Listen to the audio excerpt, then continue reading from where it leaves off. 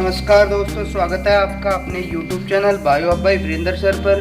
दोस्तों, जो नए साथी जुड़े हैं वो हमारे चैनल को लाइक, शेयर और सब्सक्राइब ज़रूर करें। पिछले टॉपिक में हमने एंजाइम की संरचना के बारे में अध्ययन किया था। आज इस वीडियो में हम एंजाइमों के विशिष्ट गुण देखते हैं। चलो स्टार्ट करते हैं। एंजाइमों के विशिष्ट गुण। एंजाइमों के विशिष्ट गुण क्या क्या गुण हैं एंजाइमों के? हाँ भाई, सभी एंजाइम कोशिकाओं के अंदर पाए जाते हैं। सभी एंजाइम कहाँ पाए जाते हैं? कोशिकाओं में पाए जाते हैं, लेकिन समान रूप से संपूर्ण कोशिका में वितरित नहीं होते हैं। यानी पूरी कोशिका में समान रूप से वितरित नहीं होते हैं। श्वसन के जो एंजाइम है वो कहाँ पाए जाते हैं? माइटोकॉन्ड्रिया में। श्वसन के जो एंजाइम है वो कहाँ पे होते हैं? माइटोकॉन्ड्रिया में, क्योंकि ऑक्सीश्वसन का स्थल कहाँ पे होता है कोशिका के अंदर? माइटोकॉन्ड्रिया। तथा प्रकाश संश्लेषण उसके जो एंजाइम होते हैं वो कहाँ पे होते हैं? क्लोरोप्लास्ट में, क्योंकि प्रकाश संश्लेषण की क्रिया कहाँ पे संपन्न होती है? क्लोरोप्लास्ट में। अतः एंजाइमों के ये क्या है? विशिष्ट गुण है। ये क्या है? इनको अपन क्या कहते हैं? एंजाइमों के विशिष्ट गुण। इनको अपन निम्न प्रकार से समझ सकते हैं। एक पहला आता है प्रोटीन प्रकृति। प्रोटीन प्रकृति। हाँ भाई, पहले अपन ने पढ़ा था कि सभी जो एंजाइम हैं वो प्रोटीन होते हैं। सभी एंजाइम क्या हैं? सभी एंजाइम प्रोटीन होते हैं, लेकिन सभी प्रोटीनें हैं वो एंजाइम नहीं होते। सभी एंजाइम क्या होते हैं? प्रोटीन होते हैं, लेकिन सभी प्रोटीनें हैं वो एंजाइम नहीं होती। अर्थात एंजाइम जो है वो किससे मिलकर के बना है? प्रोटीन से मिलके बना है। अब एंजाइमों में प्रोटीन के साथ साथ, एंजाइमों में प्रोटीन के अलावा कभी कभी कार्बनिक या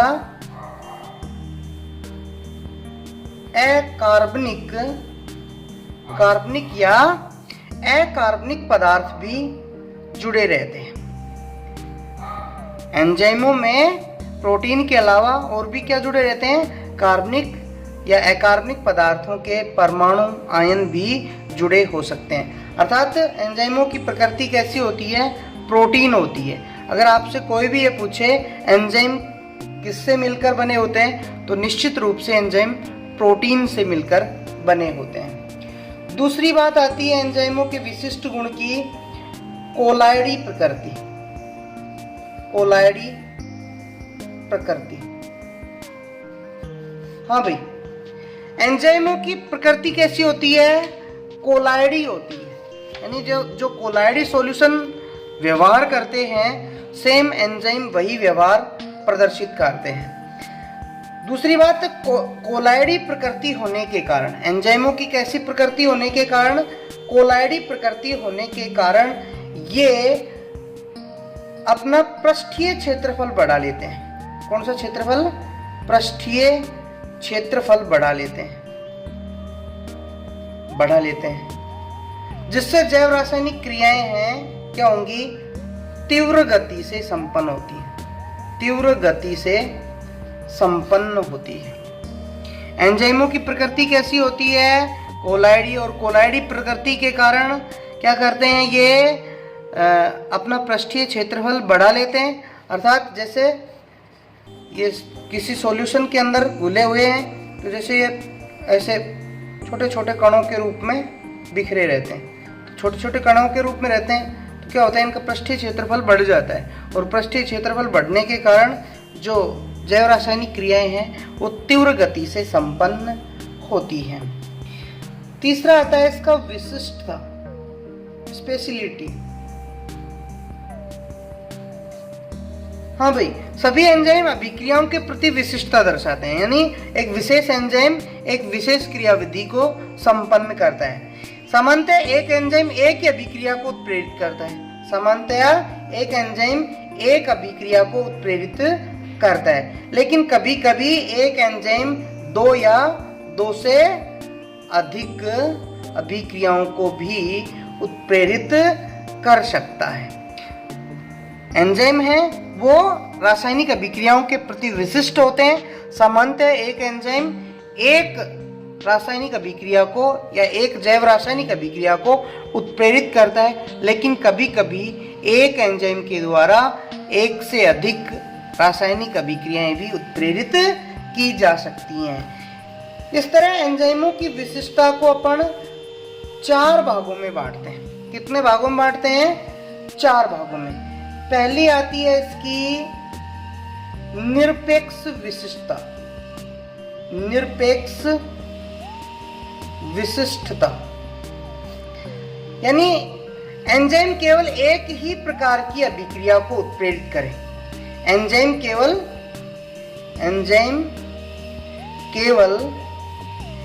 एक ही प्रकार की अभिक्रिया को उत्प्रेरित करे तो ऐसी विशिष्टता को हम निरपेक्ष विशिष्टता कहते हैं। क्या कहते हैं? यानी एक एंजाइम के द्वारा एक ही प्रकार की अभिक्रिया उत्प्रेरित की जाए तो उसे हम निरपेक्ष विशिष्टता कहते हैं। जैसे एक एग्जाम्पल हम लेते हैं, एक यूरिएज एंजाइम होता है। कौन सा एंजाइम? Urease enzyme. ये केवल क्या करता है? यूरिया का जल अपघटन करता है। यानी यूरिएज एंजाइम का क्या काम हो गया? केवल यूरिया का जल अपघटन, अर्थात केवल यूरिया के जल अपघटन की अभिक्रिया को ही यूरिएज एंजाइम है वो उत्प्रेरित करता है, अन्य को उत्प्रेरित नहीं करता। इस तरह की एंजाइम की इस तरह की विशिष्टता को ही हम निरपेक्ष विशिष्टता कहते हैं।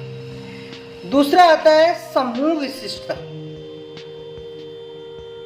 समूह विशिष्टता यानी किसी विशेष प्रकार के समूह को उत्प्रेरित करें, किसी विशेष समूह को।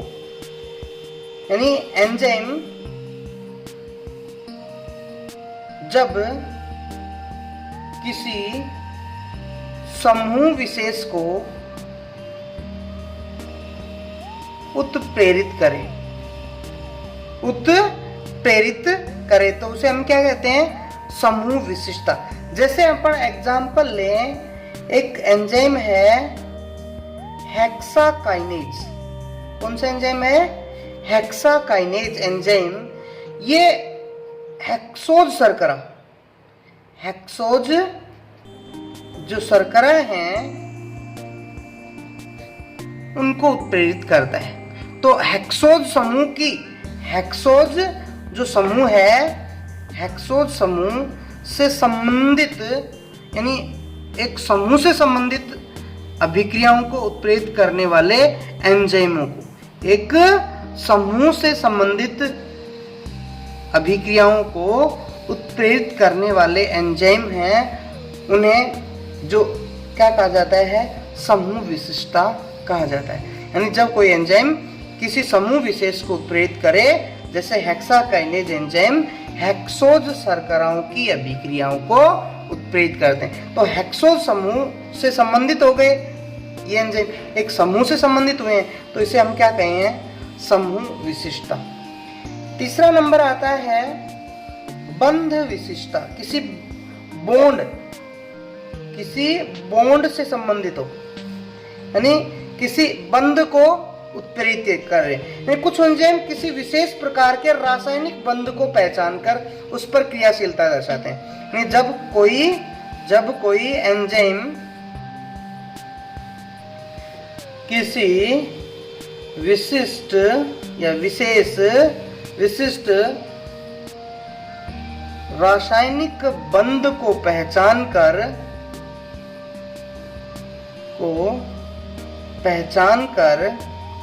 क्या करे?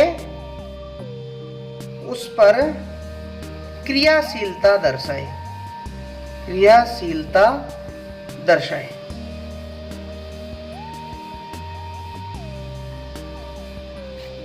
तो इसे हम क्या कहेंगे, ये बंध विशिष्टता। जैसे हम बात करें एग्जाम्पल इसका अपन लें, राइबोन्यूक्लियेज। राइबोन्यूक्लियेज जो एंजाइम होता है, कौन सा एंजाइम, राइबोन्यूक्लियेज एंजाइम है, वो पिरिमिडीन क्षारक को, पिरिमिडीन क्षारक को, पिरिमिडीन प्यूरिन में एडिनिन और ग्वानिन होते हैं, और पिरिमिडीन में थायमिन, साइटोसिन और यूरेसिल होते हैं। यानी थायमिन, साइटोसिन और यूरेसिल क्या है, पिरिमिडीन क्षारक है। तो पिरिमिडीन क्षारक के 3 प्राइम सिरे पर फास्फोडाइएस्टर बंध का, कौन से बंध का, फास्फोडाइएस्टर बंध का जल अपघटन करता है, जल अपघटन करता है। हाँ भाई, राइबोन्यूक्लियेज जो एंजाइम है वो पिरिमिडीन क्षारक के 3 प्राइम सिरे पर पाए जाने वाले फास्फोडाइएस्टर बंध का क्या करता है, जल अपघटन करता है। तो ये इस बंध से संबंधित हो गया ये एंजाइम, राइबोन्यूक्लियेज एंजाइम। तो ऐसे एंजाइम की जो विशेषता होती है उसको हम बंध विशिष्टता बोलते हैं। चौथा टाइप का आता है हमारा त्रिविम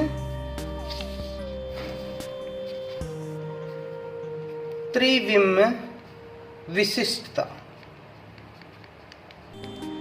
त्रिविम विशिष्टता, हाँ भाई, कुछ जो एंजाइम होते हैं वो क्रियाधारों की विशेष त्रिविम समावयवता, यानी जो त्रिविम ये आइसोमेरिज्म होती है उस पर क्रियाशीलता दर्शाते हैं, अन्य रूपों पर नहीं। यानी 3D आइसोमेरिज्म के ऊपर क्रियाशीलता दर्शाते हैं, 3D आइसोमेरिज्म में। यानी कुछ एंजाइम है वो क्रियाधारों की 3D आइसोमेरिज्म पर अपनी क्रियाशीलता दर्शाते हैं, उनके अन्य रूपों पे नहीं। यानी 2D या 1D के ऊपर वो नहीं दर्शाते, केवल 3D समावयवियों पर ही अपनी क्या दर्शाते हैं, क्रियाशीलता दर्शाते हैं। जैसे इसका एग्जाम्पल हम लें, जो ऑक्सीडेज एंजाइम है, ऑक्सीडेज एंजाइम है, यह एंजाइम एल एमिनो अम्ल वाली अभिक्रियाओं को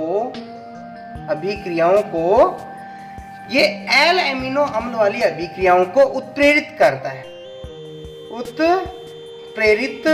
है, डी एमिनो अम्ल वाली को नहीं, डी एमिनो अम्ल वाली अभिक्रियाओं को उत्प्रेरित नहीं करता। कौन सा, ऑक्सीडेज एंजाइम। कौन सा एंजाइम, ऑक्सीडेज एंजाइम।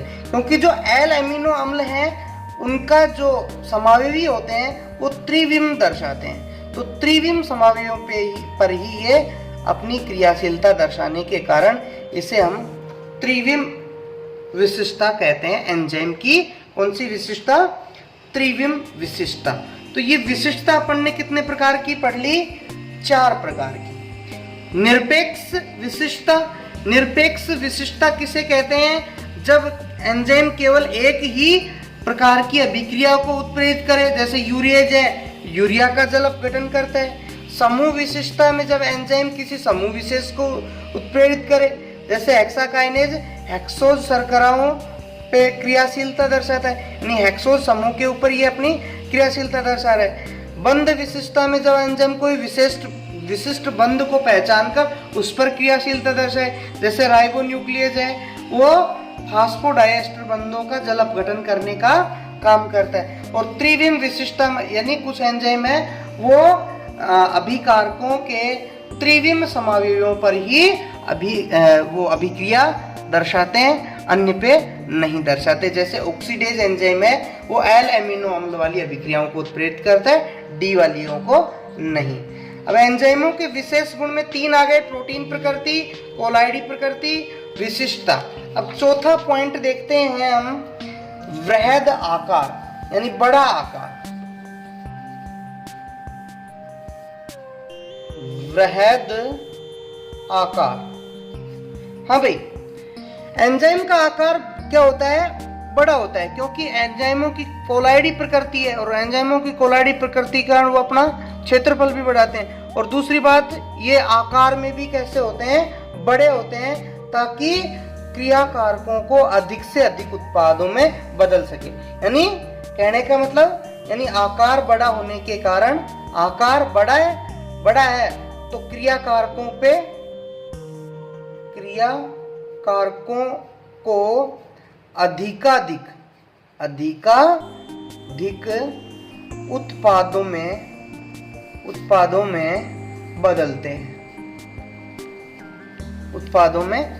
हैं। किनका? एंजाइमों का आकार बड़ा होने के कारण ये बहुत ही कम मात्रा में, अगर इनका उपयोग किया जाए तो बहुत कम मात्रा में ही ये क्रियाकारकों को बहुत तीव्र गति से उत्पादों में बदलते हैं। पांचवा एंजाइमों का गुण दिया जाए तो एंजाइम है वो अम्लीय एवं क्षारीय दोनों प्रकार की अभिक्रियाओं को उत्प्रेरित करते हैं। यानी अम्लीय व क्षारीय दोनों प्रकार की अभिक्रियाओं को उत्प्रेरित करते हैं। अभिक्रियाओं को उत्प्रेरित करते हैं। कहने का मतलब एंजाइम की प्रकृति कैसी है? प्रोटीन प्रकृति है। एंजाइम की कैसी प्रकृति है? प्रोटीन प्रकृति होने के कारण इसका व्यवहार कैसा होता है? उभयधर्मी होता है, उभयधर्मी आकार है। एंजाइम की प्रकृति कैसी है? प्रोटीन, और प्रोटीन प्रकृति होने के कारण ये कैसा व्यवहार दर्शाता है? उभयधर्मी। उभयधर्मी का मतलब अम्लीय और क्षारीय दोनों प्रकार की अभिक्रियाओं को उत्प्रेरित करते हैं, अर्थात दोनों प्रकार की अभिक्रियाओं को उत्प्रेरित करके उनको उत्पादों में बदल देते हैं। अगला बिंदु देखें तो एंजाइम इष्टता। एंजाइम इष्टता यानी अधिकांश जो एंजाइम है वो विशेष अवस्थाओं में सर्वाधिक क्रियाशीलता दर्शाते हैं, या उस विशेष अवस्था को ही उसकी इष्टता कहा जाता है। यानी उसका इच्छित, यानी कहें तो तापमान, इच्छित तापमान, यानी एक विशिष्ट तापमान हो गया, उस तापमान को हम क्या कहेंगे? उसका इष्ट तापमान। यानी कुछ अधिकांश जो एंजाइम है वो किसी विशेष अवस्थाओं में ही सर्वाधिक क्रियाशीलता दर्शाते हैं। इसे एंजाइम की क्या कहा जाता है? इष्टता कहा जाता है। जैसे तापमान हो गया, पीएच हो गया, क्रियाधार की सांद्रता हो गई,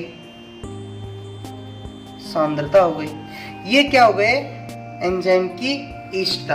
यानी एंजाइम है किसी विशेष अवस्थाओं में, अधिकांश जो एंजाइम है किसी विशेष अवस्थाओं में ही सर्वाधिक क्रियाशीलता दर्शाते हैं। जैसे कहें तो भाई एंजाइम के लिए जिस तापमान पे एंजाइम सर्वाधिक क्रियाशील होगा उसे उस एंजाइम का इष्टतम तापमान कहा जाएगा। पीएच का मतलब जिस पीएच के ऊपर एंजाइम सर्वाधिक क्रियाशीलता दर्शाएगा वो उसका इष्टतम पीएच हो गया। ऐसे क्रियाधार की सांद्रता हो गई। प्रोटीन प्रकृति होने के कारण अगर हम देखें कि इसकी प्रकृति एंजाइम कैसी है? प्रोटीन है। प्रोटीन प्रकृति होने के कारण एंजाइम है वे उच्च ताप पर विकृत हो जाते हैं। क्या हो जाते हैं? विकृत हो जाते हैं, और इनकी जो उत्प्रेरण क्षमता है, उत्प्रेरण क्षमता नष्ट हो जाती है। उत्प्रेरण क्षमता नष्ट हो जाती है किस पे? उच्च तापमान पे। प्रोटीन प्रकृति होने के कारण एंजाइम है वे उच्च ताप पे विकृत हो जाते हैं और उनकी उत्प्रेरण क्षमता नष्ट हो जाती है, समाप्त हो जाती है। अगला बिंदु आता है एंजाइम समंदन या निरोधन। अगला 7वां पॉइंट है एंजाइम समंदन या निरोधन। यानी एंजाइम की जो क्रियाशीलता है, एंजाइमों की क्रियाशीलता को दूसरे रसायनों के द्वारा हम कम कर सकते हैं या रोक सकते हैं। ये एंजाइम की क्रियाशीलता को दूसरे रसायनों द्वारा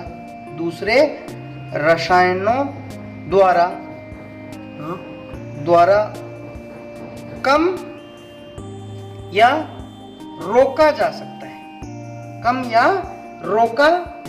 है। इन्हीं रसायनों को क्या कहा जाता है? एंजाइम संबंधक या निरोधक कहते हैं। इन्हीं रसायनों को क्या कहते हैं हम? एंजाइम संबंधक या निरोधक। एंजाइम संबंधक या निरोधक कहते हैं। यानी एंजाइम की क्रियाशीलता को दूसरे रसायनों के द्वारा कम किया जा सकता है या उसकी क्रियाशीलता को रोका जा सकता है। ऐसे रसायनों को ही एंजाइम संबंधक या निरोधक कहते हैं। और यह क्रिया विधि क्या कहलाती है? एंजाइम संबंधन या निरोधन कहलाती है। ठीक है भाई, तो ये एंजाइमों के कुछ विशेष गुण थे।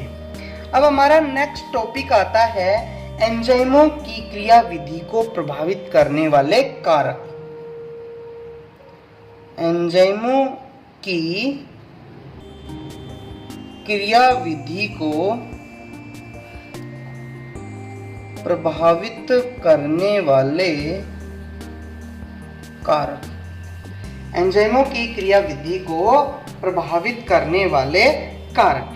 एंजाइमों की क्रिया विधि को कुछ कारक प्रभावित करते हैं, जैसे हम अलग अलग देखेंगे उनको। पहला कारक जैसे तापमान आता है। तापमान यानी एंजाइम है वो प्रोटीन प्रकृति के होने के कारण, अभी अपन ने देखा था एंजाइम कैसे प्रकृति के हैं, प्रोटीन प्रकृति के होने के कारण तापमान के प्रति अति संवेदनशील होते हैं। एंजाइमों की प्रकृति कैसी होती है? प्रोटीन प्रकृति होती है, और प्रोटीन प्रकृति के कारण एंजाइम है वो तापमान के प्रति अति संवेदनशील होते हैं। इनके लिए अनुकूलतम तापमान कितना माना गया है? 20 डिग्री सेल्सियस से 35 डिग्री सेल्सियस माना गया है। ये इनका इष्टतम तापमान है। इस तापमान सीमा में 10 डिग्री सेल्सियस तापमान बढ़ाने पर, इस तापमान सीमा यानी जैसे 20 से 30 या 21 से 31, 22 से 32, 25 से 35, यानी इस तापमान सीमा में 10 डिग्री सेल्सियस तापमान बढ़ा है। सीमा यही होनी चाहिए, यानी 20 से 30 या फिर 20 से अपन 30 कर दें, 21 से 31 कर दें या 25 से 35 कर दें। यानी इस तापमान सीमा में 10 डिग्री सेल्सियस तापमान बढ़ाने पर अभिक्रिया की जो दर है वो 2 से 2.5 गुना बढ़ जाती है। 2.5 गुना बढ़ जाती है। 2 से 2.5 गुना बढ़ जाती है। तापमान के प्रति अति संवेदनशील है। अनुकूलतम तापमान 20 से 35 डिग्री सेल्सियस माना गया है। इस तापमान सीमा में 10 डिग्री सेल्सियस तापमान बढ़ा दे तो एंजाइमों की जो क्रिया विधि है या एंजाइमों की जो दर है, वो अभिक्रिया की जो दर है वो 2 से 2.5 गुना बढ़ जाती है। अब हम बात करें 35 डिग्री सेल्सियस से तापमान अधिक होने पर एंजाइम क्या हो जाते हैं? विकृत हो जाते हैं। प्रोटीन है वो क्या हो जाती है? विकृत हो जाती है। और विकृत होने के कारण अभिक्रिया की जो दर है वो घट जाती है, अभिक्रिया की दर घट जाती है। और अति उच्च तापमान के ऊपर एंजाइम क्या हो जाते हैं, क्रियाशील नहीं रहते। अति उच्च ताप पर एंजाइम क्रियाशील नहीं रहते। दोबारा समझना, एंजाइम की प्रकृति प्रोटीन होने के कारण तापमान के प्रति ये अति संवेदनशील है।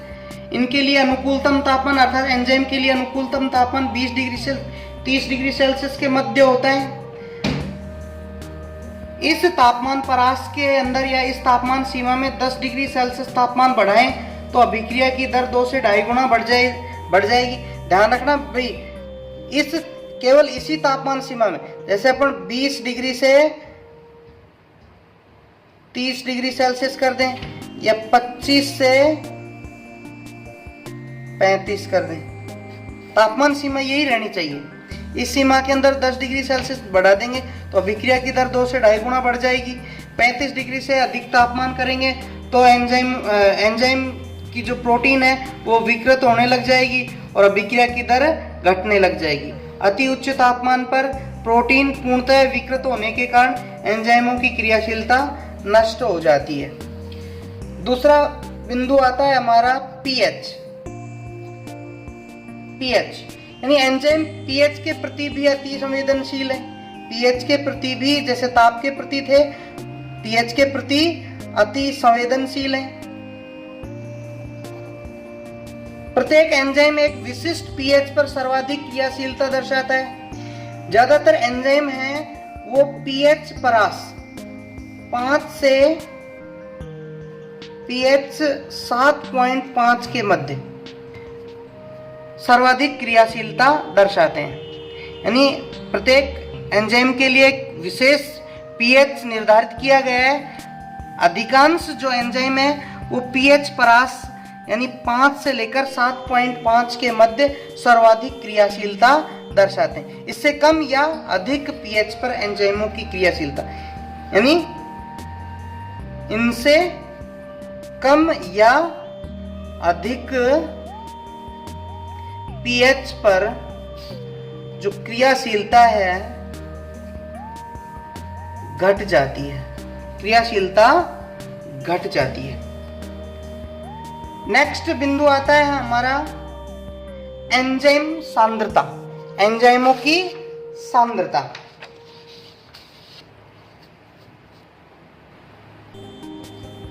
सॉरी, क्रियाधारों की सांद्रता, क्रियाधारों की सांद्रता, फिर पढ़ेंगे एंजाइमों की सांद्रता। क्रियाधारों की सांद्रता यानी एंजाइम की जो क्रियाधार हैं, क्रियाधारों की जो सांद्रता है निम्न, श्रेष्ठतम या अधिकतम हो सकती है। निम्न क्रियाधार कैसे हो सकते हैं? कम हो सकते हैं यानी निम्न हो सकते हैं, श्रेष्ठ यानी जितने चाहिए उतने हो सकते हैं, या अधिकतम हो सकते हैं। यानी क्रियाधारों की सांद्रता निम्न, श्रेष्ठतम या अधिकतम हो सकती है। निम्न सांद्रता पर एंजाइम क्रिया की जो दर है वो कम होती है। एंजाइम क्रिया की जो दर है वो कम होती है। निम्न सांद्रता पे एंजाइम क्रिया की दर कम होती है। क्यों होती है? क्योंकि एंजाइम के सभी सक्रिय स्थल क्रियाशील क्रियाधारों से संयोग नहीं करते।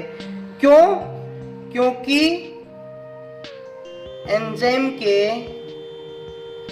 सभी सक्रिय स्थल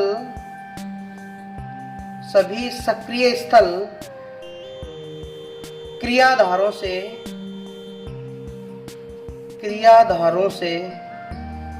संयोजित नहीं होते।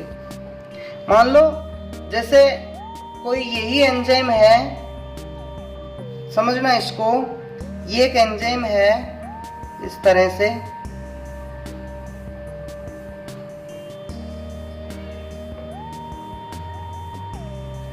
इसके 4 ये सक्रिय स्थल हैं, 1, 2, 3 और ये चार सक्रिय स्थल है। और मान लो क्रियाधार हमारे पास एक ही है या दो है या तीन है, तो केवल 1 2 3 से जुड़ेंगे तो सक्रिय स्थल बच जाएगा। कहने का मतलब ये है कि निम्न सांद्रता पे जो एंजाइम की क्रियाशीलता कम होती है, क्योंकि एंजाइम के सभी सक्रिय स्थल क्रियाधारों से संयोजित नहीं होते हैं। सभी जो सक्रिय स्थल हैं वो क्रियाधारों से संयोजित नहीं होने के कारण एंजाइमों की जो क्रियाशीलता है वो कम होती है। दूसरी बात, क्रियाधारों की सांद्रता जैसे जैसे अपन बढ़ाएंगे अभिक्रिया की दर बढ़ेगी। जैसे मान लो पहले 1 है तो थोड़ी बढ़ेगी, 2 है और बढ़ेगी, 3 है और बढ़ेगी, 4 है तो और बढ़ जाएगी। क्रियाधारों की सांद्रता धीरे धीरे जैसे जैसे अपन बढ़ाएंगे वैसे वैसे अभिक्रिया की दर बढ़ेगी। लेकिन 4 से ज्यादा 5 हो जाएंगे मान लो, अब तो सक्रिय स्थल तो 4 ही हैं और क्रियाधार हमारे पास कितने हो गए, 5 हो गए। तो अब ये थोड़ा ना पांचवा इसके साथ थोड़ा जुड़ सकता है, तो यहाँ पे जाके एक लिमिटेशन आ जाती है। अर्थात कहने का मतलब है क्रियाधारों की सांद्रता बढ़ाने पर अभिक्रिया की दर भी बढ़ती है, लेकिन एक निश्चित सांद्रता से अधिक सांद्रता होने पर अभिक्रिया की दर स्थिर हो जाएगी। यहाँ तक तो बढ़ेगी, यहाँ से यहाँ तक जाएंगे तो बढ़ेगी, लेकिन यहाँ पे जाके स्थिर हो जाएगी क्योंकि एंजाइम के सारे के सारे सक्रिय स्थल काम में आ जाते हैं। अर्थात पर्याप्त सांद्रता पर एंजाइम सर्वाधिक गति दर्शाएंगे, जिसे अभिक्रिया का अधिकतम वेग कहा जाएगा। यहाँ तक इसी सांद्रता पे सर्वाधिक क्रियाशीलता दर्शाएंगे, ये एंजाइम का क्या होगा, अधिकतम वेग होगा। चौथा बिंदु आता है हमारा एंजाइम सांद्रता। एंजाइम सांद्रता यानी एंजाइम जैसे ये क्रियाधार की सांद्रता थी, ऐसे एंजाइम की सांद्रता अपन बढ़ाएं, यानी एंजाइम अभिक्रिया की गति क्रियाधार एंजाइम सांद्रता के अनुक्रमानुपाती होती है। अब मान लो सक्रिय स्थल 10 हैं, सक्रिय स्थल 4 ही मान लो, और हमारे पास केवल भाई क्रियाधार एक ही है, केवल क्रियाधार एक ही है। अब एंजाइम चाहे कितने ही क्यों ना बढ़ा लो, क्रियाधार तो एक ही है, अभिक्रिया की दर थोड़ा ना बढ़ेगी। यानी दोनों एक दूसरे के समानुपाती है, एक दूसरे के समानुपाती है। यानी एंजाइम अभिक्रिया की जो गति है क्रियाधार एंजाइम सांद्रता के समानुपाती होती है। जब क्रियाधार सांद्रता अधिक व एंजाइम सांद्रता कम हो तो एंजाइम सांद्रता बढ़ाने पर अभिक्रिया की दर बढ़ेगी, लेकिन किसी एक विशिष्ट बिंदु पर रुक के वो क्या हो जाएगी, उसी तरह से स्थिर हो जाती है। अतः हम कह सकते हैं कि एंजाइम सांद्रता के साथ साथ क्रियाधार सांद्रता बढ़ाने पर अभिक्रिया की दर बढ़ेगी। कहने का मतलब है एंजाइम सांद्रता किसके अनुक्रमानुपाती है, क्रियाधार सांद्रता की। ये भी ये बढ़ाएंगे तभी अभिक्रिया की दर बढ़ेगी। क्यों? क्योंकि भाई जैसे 4 सक्रिय एंजाइम की सांद्रता की बात करें, अपने पास क्रियाधार एक ही है, तो धीरे धीरे क्रियाधार बढ़ा रहे हैं, अभिक्रिया की दर बढ़ रही है। अब मान लो अपने पास क्रियाधार हो 500, क्रियाधार 500, लेकिन यहाँ पे एंजाइम कम है तो भी अभिक्रिया की दर नहीं बढ़ेगी, तो ये भी बढ़ाएंगे तो धीरे धीरे अभिक्रिया की दर बढ़ेगी, लेकिन यहाँ पे जाके 500 जैसे हो जाएंगे, स्थिर हो जाएगी। अब ये भी साथ साथ ये भी बढ़ाएं और ये भी बढ़ाएं तो अभिक्रिया की दर लगातार बढ़ती रहेगी। अगला हम देखें अंतिम उत्पाद की सांद्रता। अंतिम उत्पाद की सांद्रता यानी अंतिम उत्पाद की सांद्रता में वृद्धि के साथ साथ अभिक्रिया की दर क्या हो जाती है, मंद होती है। जैसे जैसे उत्पाद बनता है वैसे वैसे अभिक्रिया की दर क्या होती है, मंद हो जाती है। यह मंदता बढ़ते बढ़ते साम्यावस्था पे शून्य हो जाएगी। साम्यावस्था जैसे ही आएगी वहां पे शून्य हो जाएगी। जितने अभिकारक किसमें बदलेंगे, अभिकारक या क्रियाधार उत्पाद में बदलेंगे, उतने ही उत्पाद किसमें बदलने लग जाएंगे, क्रियाधार में बदल जाएंगे। अर्थात ये जो गति है वो क्या हो जाती है, शून्य हो जाती है। साम्यावस्था के बाद क्रिया किस दिशा में स्टार्ट हो जाती है, विपरीत दिशा में स्टार्ट हो जाती है। अगला हम लें एंजाइम निरोधक एवं विष। एंजाइम निरोधक एवं विष यानी वे पदार्थ जो एंजाइमों की क्रियाशीलता को क्या करते हैं, कम करते हैं। वे पदार्थ जो एंजाइमों की क्रियाशीलता को कम करते हैं उनको अपन क्या कहते हैं, निरोधक कहते हैं। एंजाइम निरोधक कहते हैं। वे पदार्थ जो एंजाइमों की क्रियाशीलता को घटाते हैं क्या कहलाते हैं, एंजाइम निरोधक कहलाते हैं। निरोधक पदार्थ एंजाइमों के सक्रिय स्थलों से जुड़कर उनको निष्क्रिय बना देते हैं। जैसे सक्रिय स्थल है, यहाँ पे जुड़ जाएंगे निरोधक, और अब ये जैसे सक्रिय स्थल से जुड़ गए तो इनकी जो सक्रिय स्थल है वो काम करना छोड़ देंगे, केवल ये 2 ही सक्रिय स्थल काम कर पाएंगे। इस वजह से एंजाइमों की क्रियाशीलता क्या हो जाती है, घट जाती है। समंदन क्रिया 2 प्रकार से होती है। समंदन क्रिया है, ये कम होने की क्रिया कितने प्रकार से होती है, 2 प्रकार से। एक तो प्रतिस्पर्धी निरोधक, पहली आती है प्रतिस्पर्धी निरोधक। प्रतिस्पर्धी निरोधक यानी वे निरोधक, ये जो निरोधक है इनकी संरचना क्रियाधार अणुओं से मिलती जुलती होती है। जो प्रतिस्पर्धी निरोधक हैं इनकी जो संरचना है, अब मान लो यही एंजाइम था हमारे पास, इसी को समझना एक बार आप।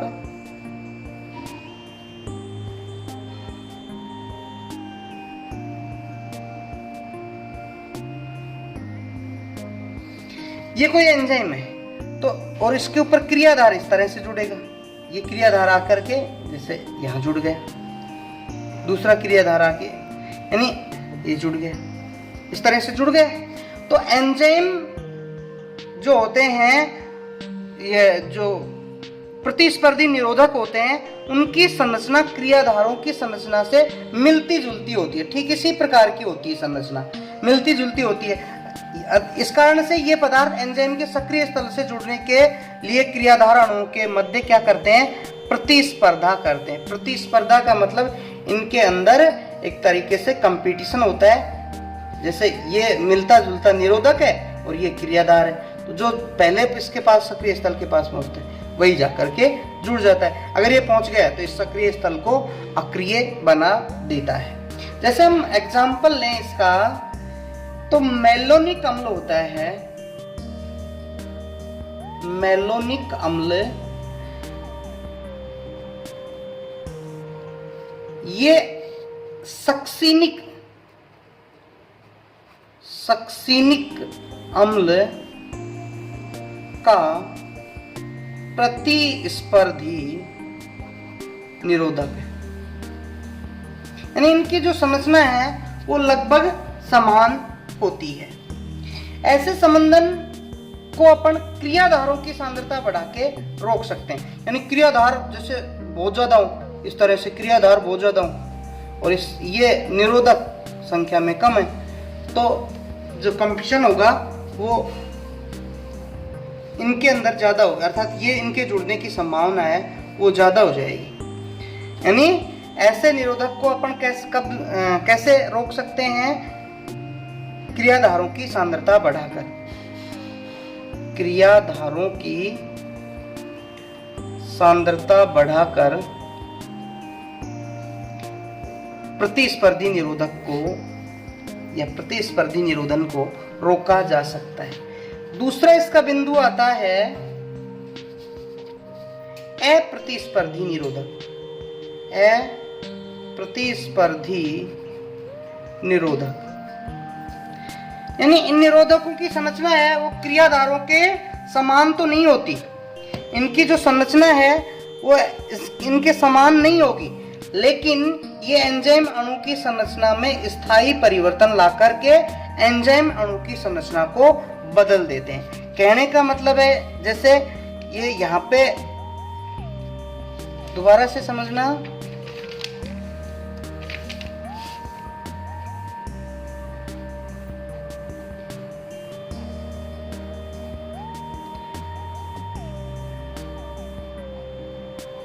जैसे ये कोई एंजाइम है, यहाँ पे जुड़ना सक्रिय स्थल तो इस प्रकार से, लेकिन कोई अप्रतिस्पर्धी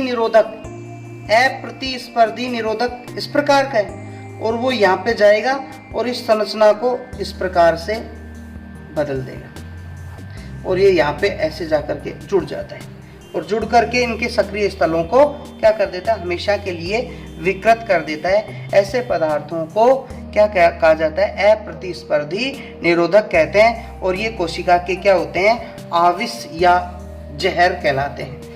जैसे अपन एग्जाम्पल लें तो पीबी यानी प्लम्बम के आयन, मरकरी के आयन, अर्जेंटम के आयन, ये क्या कहलाते हैं, अप्रतिस्पर्धी निरोधक कहलाते हैं। साइनाइड श्वसन क्रिया में साइटोक्रोम ऑक्सीडेज एंजाइम को विकृत करके उसको संबंधित कर देता है। इस प्रकार के संबंधन को अपन एंजाइम की सांद्रता बढ़ा करके रोक सकते हैं। इस प्रकार के संबंधन को कैसे, यहाँ तो क्रियाधारों की सांद्रता बढ़ाकर और यहाँ पे एंजाइम की सांद्रता बढ़ाकर